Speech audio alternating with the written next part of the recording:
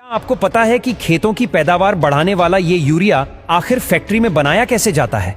वैसे तो एटमॉस्फेयर में 98% नाइट्रोजन होता है, लेकिन प्लांट्स को ग्रो करने के लिए हमें और ज्यादा नाइट्रोजन की जरूरत पड़ती है, जो जड़ों के रास्ते से हमारे पेड़ों में जाता है।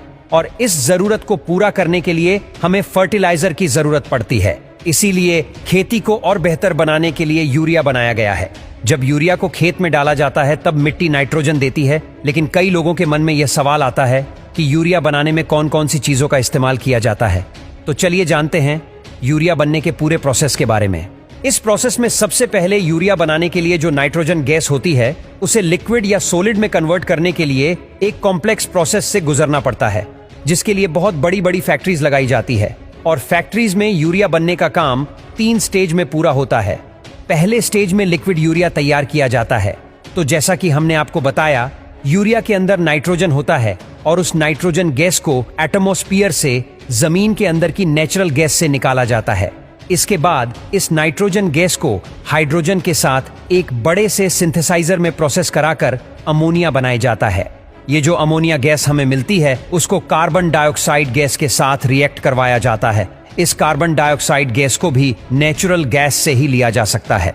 अमोनिया और कार्बन डाइऑक्साइड की रिएक्शन से लिक्विड अमोनियम कार्बोमेट और बहुत ज्यादा हिट जनरेट होती है। इस हिट को भी आगे की प्रोसेस के लिए यूज कर लिया रहता है। यहाँ यूरिया बनाने का पहला स्टेज खत्म होता है। सेकेंड स्टेज में लिक्विड अमोनियम कार्बोमेट में और ज्यादा टेम्परेचर ऐड करते हैं ताकि उससे पानी को अलग कर दिया जाए और जितना हो सके सॉलिड अमोनियम कार्बोमेट हमें मिल पाए।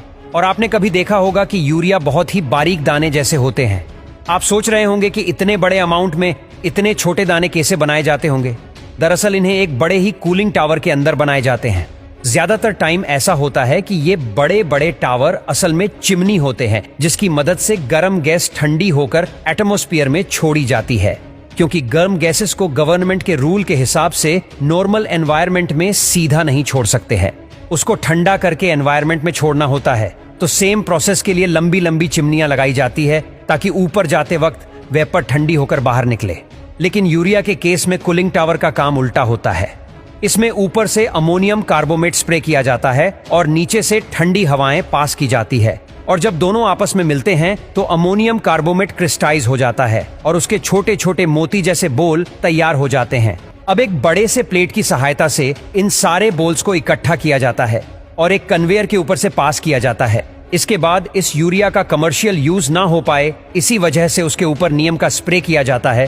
तो इससे 2 फायदे होते। एक तो नीम के स्प्रे के बाद यूरिया को दूसरे किसी प्रोसेस में यूज नहीं कर सकते, और दूसरा नीम अगर जमीन के अंदर जाता है तो जो भी खतरनाक कीट होते जो प्लांट को खराब कर सकते हैं, वो प्लांट के पास नहीं आते।